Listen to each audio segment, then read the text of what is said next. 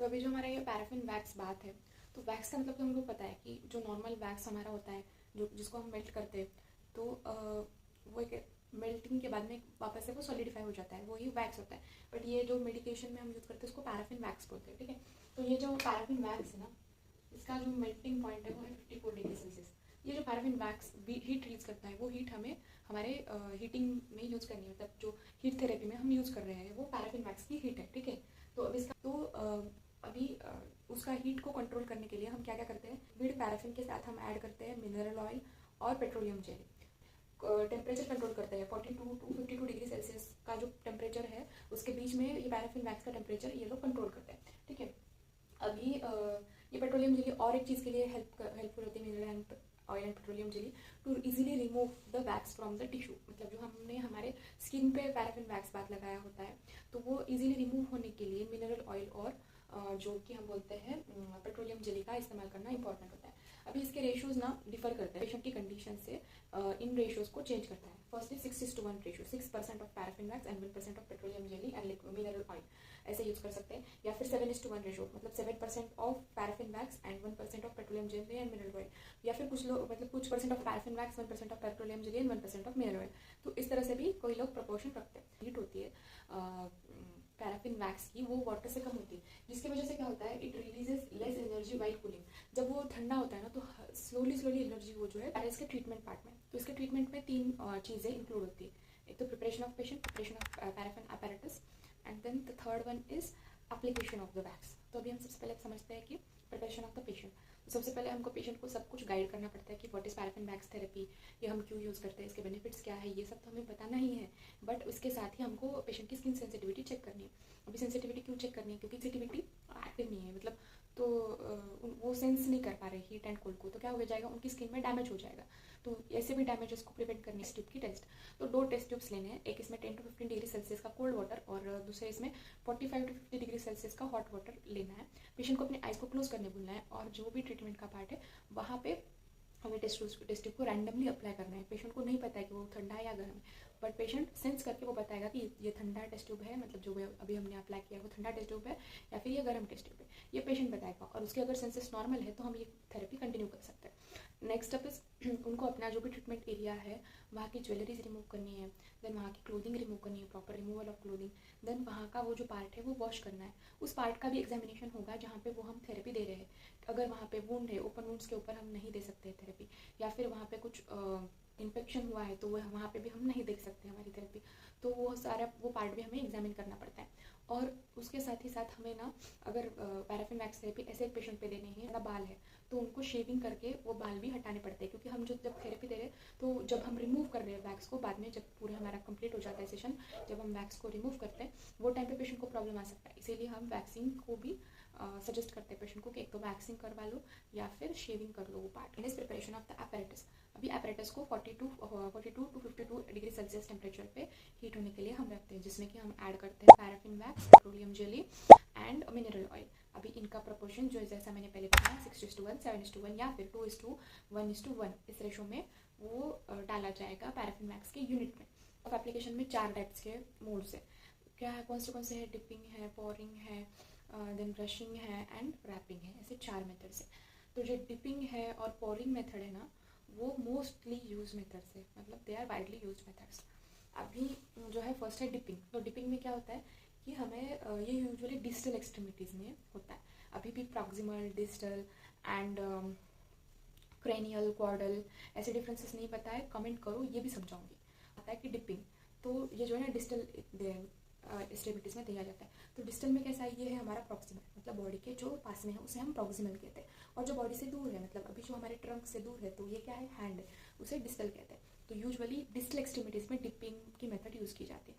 तो इसमें क्या होता है कि हैंड में या फिर लेग में हम डिपिंग करते हैं। तो फिर ये किस तरह से किया जाता है, सबसे पहले वैक्स को गर्म कर दिया जाता है, जिसके बाद में हमें 1 सेकेंड के लिए, 1 to 2 सेकेंड्स के लिए भी अच्छे से हैंड को डिप करना है। अभी डिप करने के बाद इसे रिमूव करना है, 2 to 3 सेकंड के लिए उसको सेट होने देना है, जिसके बाद रिपीटली हमको उसको डिप करना है। अब ये कितने टाइम तक डिप करना है? 6 to 12 टाइम्स तक हमें इसे डिप करना है। और कब तक डिप करना है? 2 to 3 सेंटीमीटर की उसकी थिकनेस हो जाए तब तक डिप करना। तो उसके ऊपर प्लास्टिक का कवर चढ़ाना है या फिर पेपर का कवर चढ़ाना है, जिसकी वजह से क्या हीट स्टोर हो, मतलब आगे अगर हमने उसको रैप किया ना तो उसकी हीट वहीं की वहीं रह जाएगी।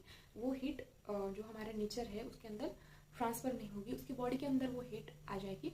इसीलिए हमें उसे कवर करवाना है प्लास्टिक रैपिंग करवा के। क्योंकि वैक्स के जो छोटे छोटे टुकड़े हो जाते हैं ना, वो हमारी पूरी ओपड़ी में फैल जाते हैं और उसके ऊपर से तो कोई भी गिर सकता है, इसीलिए भी कवर करवाना है। अभी अगर ये डिपिंग के प्रोसेस हमने की है और ये फुट पे हमने की है और उस वहाँ पे एडिमा है, तो वैसे केसेस में हमें एलिवेटेड रखना है लिम्ब को 15 to 20 मिनट्स। जब तक हमारी ट्रीटमेंट चल रही है तब तक उसे हमें एलिवेटेड पोजीशन में रखना है, जिससे कि क्या होगा, ब्लड फ्लो भी प्रॉपरली हो जाएगा, मतलब ड्रेन भी हो जाएगा फ्लूइड, एंड पैराफिन का इफेक्ट भी आएगा और एडिमा भी रिड्यूस हो जाएगा। अभी और एक इसमें मेथड है dip and leave in method.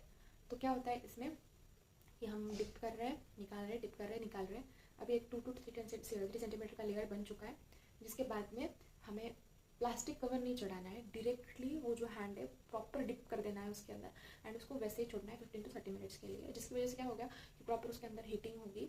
तो उसे प्लास्टिक रैप रिमूव करने के बाद वो जो वैक्स है उसे निकालना है, उस वैक्स को फिर से पैराफिन की यूनिट में डालना है। अब इसमें एक इंपॉर्टेंट चीज़ है, मैकेंटॉश करके एक शीट आती है जो कि ऐसे पिंक एंड ग्रीन कलर की यूजुअली मैंने देखी है।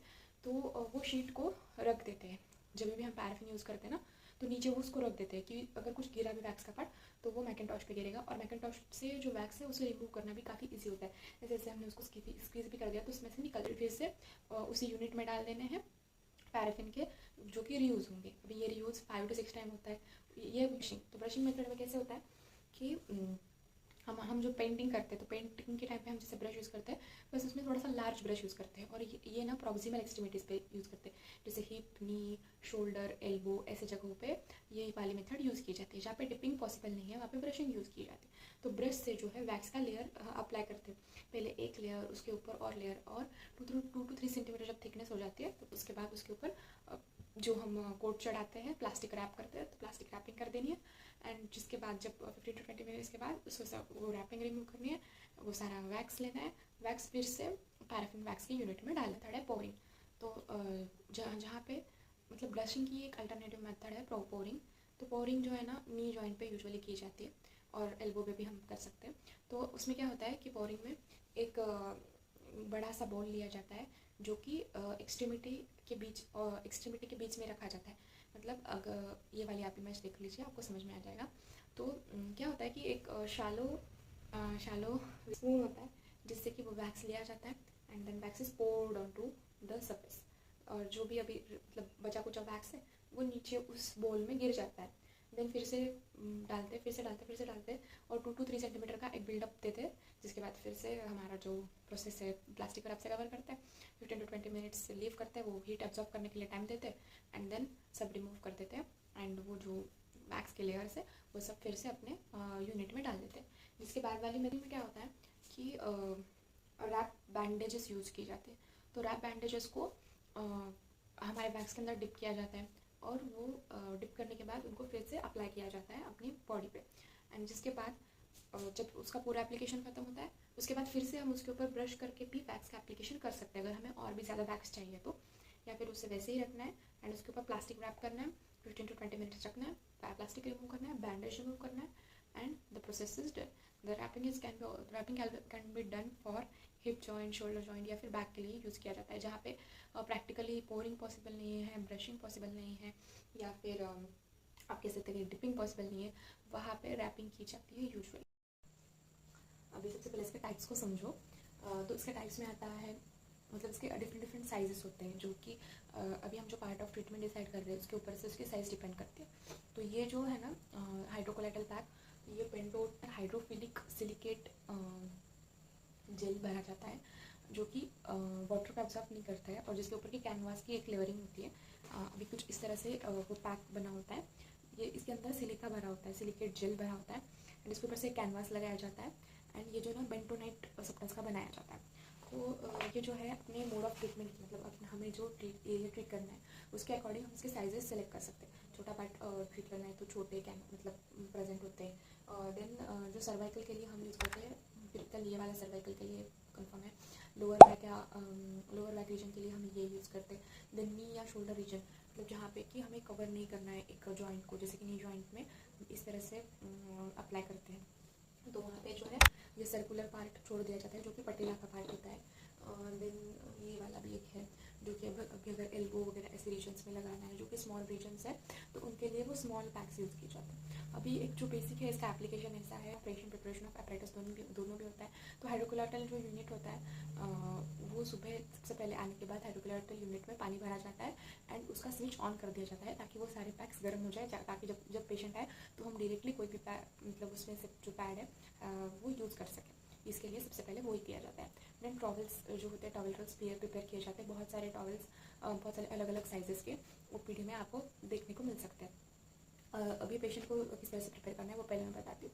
सबसे पहले आप इस जो हम एप्लीकेशन है उसको एक बेसिक लेमन लैंग्वेज में आपको पेशेंट को समझाना है कि ताई मामा आपका वॉट एवर जो आप बोलते हैं पेशेंट को, उनको समझाए कि आपको अभी इस पोजीशन में आ जाना है क्योंकि आपको हमें हाइड्रोकोलैटरल पैक देना है। अगर आपको ये हीट नहीं सहन हुई तो आप हमें बोल सकते हैं, हम एक लेयर बढ़ा देते हैं, ठीक है। अभी इसके बाद में आता है ये और पेशेंट एजुकेशन में हम ये भी बता सकते हैं कि इसके इफेक्ट्स क्या है और आपका हॉट पैक का प्रोसेस आता है।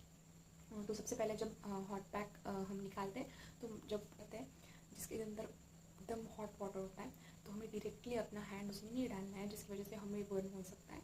तो एक रॉड होता है या फिर स्टिक होती है, उसको पकड़ के और हॉट पैक को ऊपर लाना है, जिसके बाद में के लिए आपको वहाँ पे वेट करना है ताकि सारी ड्रिपलिंग हो जाए। वाटर वैसे तो रहता नहीं उसमें ज़्यादा क्योंकि वैसे भी हाइड्रोफिलिक है, बट जो भी कैनवास ने वाटर सोक किया है वो वाटर को रिमूव करने के लिए हमें इस तरह से उसे पकड़ना होता है। तो सारा वाटर जो हम देख सकते हैं कि अभी वो कम्प्लीटली ड्राई हो चुका है, तो हमें उसे लेना है टॉवल रोल पर। टॉवल रोल पे लेने के बाद उसके ऊपर एक प्लास्टिक की शीट हमें रखनी है, जिसके बाद हमें उसके ऊपर टॉवल के लेयर्स को इंक्रीज़ करना है। अभी प्लास्टिक की शीट इसलिए रखनी है क्योंकि उसके अंदर का जो भी थोड़ा बहुत जो वाटर एब्जॉर्ब हुआ है जिसकी वजह से पेशेंट को डिस्कम्फर्ट फील ना हो, इसीलिए हमें एक प्लास्टिक रैप उसके अंदर ऐड करना है।